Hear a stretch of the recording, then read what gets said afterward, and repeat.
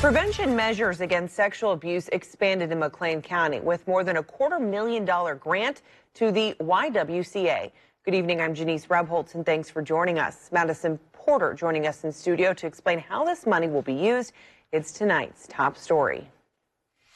Janice, the YWCA's Stepping Stone Center is McLean County's rape crisis center. So the money will be dedicated to hiring more prevention educators and paying the 24/7 hotline staff so that survivors don't have to.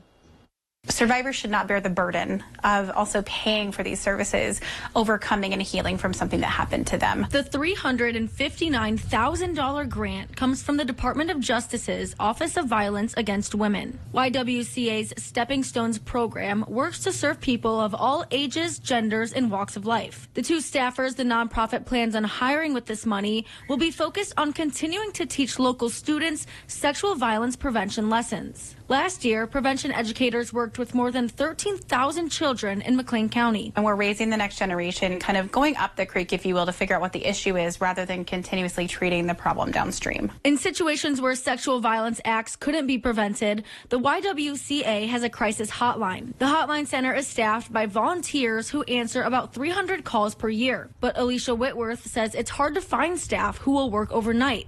This money will help with that. Can be really emotionally draining, and you have to be really invested.